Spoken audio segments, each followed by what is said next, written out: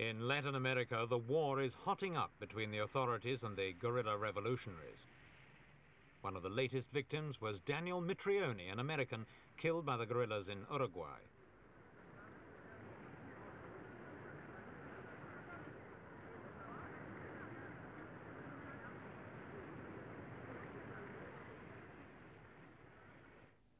Mitrione, a 50-year-old former police chief, was a security advisor supplied to the Uruguayan police by the United States Agency for International Development.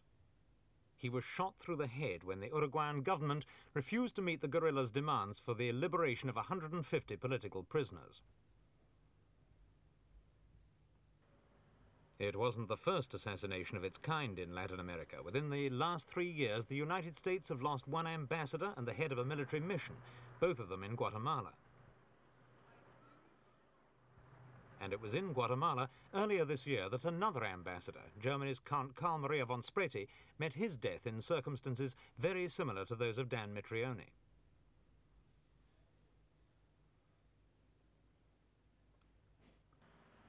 The 62-year-old diplomat was held by the guerrillas on a ransom of $700,000 and the release of 25 political prisoners. For nearly a week, West Germany applied all possible pressure on the Guatemalans to accept the terms. Von Spreti sent a note to his youngest son Alexander, aged 11, telling him to be a good boy and not to worry.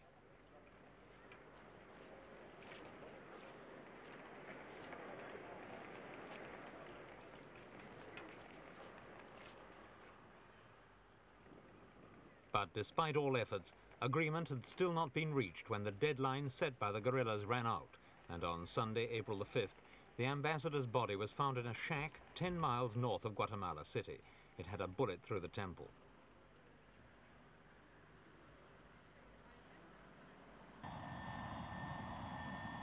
The murder shocked politicians and public alike. The Guatemalan government ordered 3 days of national mourning, but didn't escape public recrimination from the West German foreign minister, who said the failure to save the envoy had been a gross violation of international law.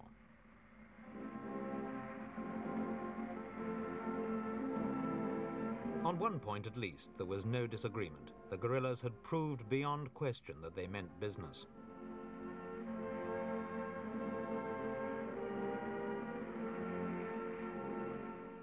Two months after the von Spreti tragedy came the kidnapping of yet another German diplomat, Herr Ehrenfried von Holleben, Bonn's ambassador to Brazil. The ambassador was snatched from his large black saloon not far from the embassy in Rio. A Brazilian security car which was following him was riddled with bullets and one of the guards was injured. Another guard in the ambassador's car was shot and killed.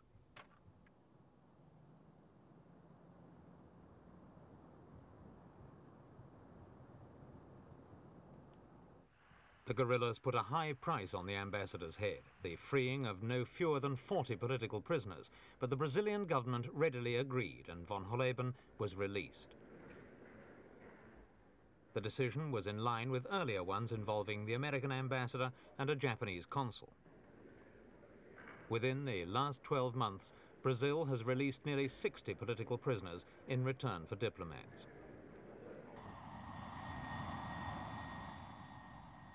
News of the ambassador's release had been kept quiet at first as one of the conditions imposed by the guerrillas, but the freed prisoners were given a public send-off under heavy guard aboard a Brazilian Airlines Boeing bound for Algiers.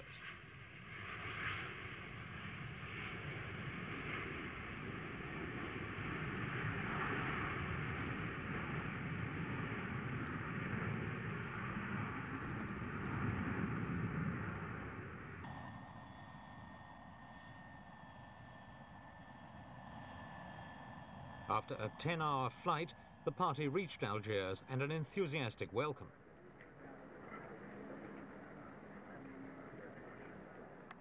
Hardly had they tumbled out of the aircraft before the prisoners, 34 men and 6 women, were revealing to a press conference horrifying tales of their treatment whilst in prison.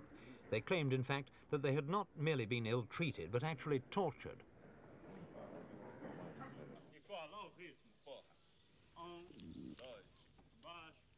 The prisoners spent some time recovering their health and strength in a state-owned holiday camp near the Algerian capital. It was here that we spoke to them about the torture allegations. Tania Fernandez was arrested in Rio with her husband, who she says was tortured with her. It's worth remembering, incidentally, that allegations such as these are by no means confined to Brazil. In Uruguay, for example, an all-party Senate commission has reported frequent use of torture in prison.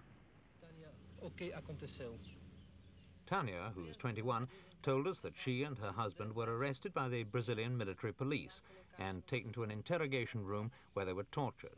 After being stripped naked, they were tied together and beaten. Wires were then attached to them, and they were given electric shocks on their toes, fingers, ears and tongue, and on various other parts of the body. This had continued for a whole afternoon.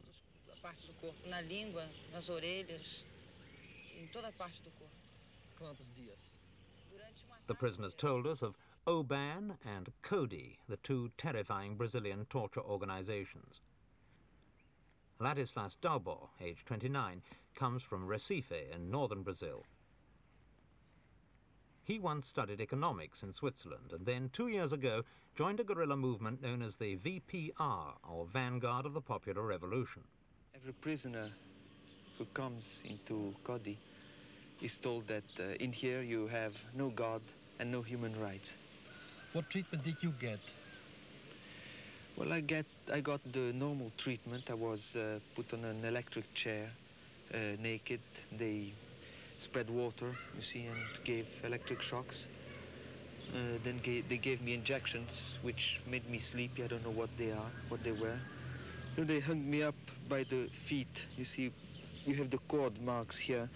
They give you electric shocks. You are naked and you are taken. They put a bar under your knees and you are hung upside down, and you cannot move absolutely, and you are completely helpless, you see, and you cannot even react to the electric shocks that you feel, to the pain. How long does this last, this torturing? Well, it is, they usually make it for a few hours, then they stop, a few hours, then they stop. They have doctors. They called an ambulance for me, and they treated me and took me back to torturing. Who are doing the torturing in Brazil? Who are they?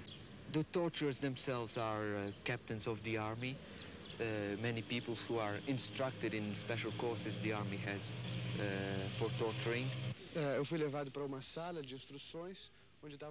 Angelo Pezzuti, 24, a medical student, was made to crouch and then had his hands tied to his knees. He was then hung by his knees from an iron bar, and electric shocks were applied to all parts of the body, including his mouth and genitals. Aplicaram choques elétricos. Aonde? Aplicaram choques em todas as partes do corpo. Na face, na boca, nas orelhas, nos órgãos genitais, em todas as partes. Do you think it's efficient? Do they get out a lot of information from the prisoners? It isn't efficient on one hand. I mean, they get out information, they break people down. And on the other hand, every time they torture a person, it means that dozens of friends, the families, the mother, the children get so despaired that they are, of course, on the long run, preparing thousands of enemies who aren't fighting today yet, but they will fight tomorrow. Vera Silvia is 22 and the widow of a shot guerrilla fighter. On arrival in Algiers, she was unable to walk, and during her first weeks of freedom, she had to use a wheelchair. Vera, como você foi presa? Bem, eu fui presa no combate de rua, né, com companheiros meus numa ação. Levei uma bala na cabeça. In reply to our questions, she told how she and several of her comrades had been involved in a street fight with the police.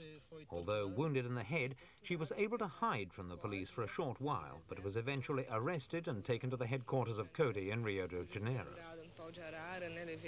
There she was hung naked from a wooden bar and tortured with electric shocks until she became unconscious. This had paralyzed her arms and legs for about 3 months. Agora que estou me restabelecendo. E depois, você quer regressar ao Brasil? Claro. Sim? Sim, In spite of this, her intention is to return to Brazil, along with all the other revolutionaries, to continue the struggle. In her opinion, she told us, things could no longer go on as they were in Brazil, and the only way left to change it was violence. Estão fechados todas as possibilidades de uma luta dentro do sistema. How many political prisoners there are in Brazil at the moment? I suppose there must be some 10,000. Is the resistance widespread? Among the people? Yes. Well, most of all now, it is among all the people who are conscious, who even without any newspapers know what is happening. The people doesn't understand well. The people only feels the despair of a very great misery. Do you get a lot of help from the population? It depends in what places. For example, in Rio, maybe due to the quantity of actions we did, the population already understands what we do. Well, I was myself saved in 1 month 3 times because when the police was coming, people of the population, I was very known. I had my pictures on the walls, so people knew knew me, and the population explained, told me, came to tell me that the police was coming. Now you're free here in Algeria. What are your plans for the future? You're going back, or you want to start to work here? Well, we cannot feel free or at ease when we know what is happening in our country, see? And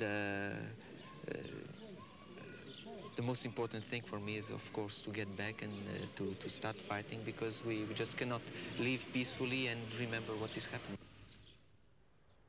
The parents of Carlos Baumfeld came to Algiers to see their son on his 19th birthday.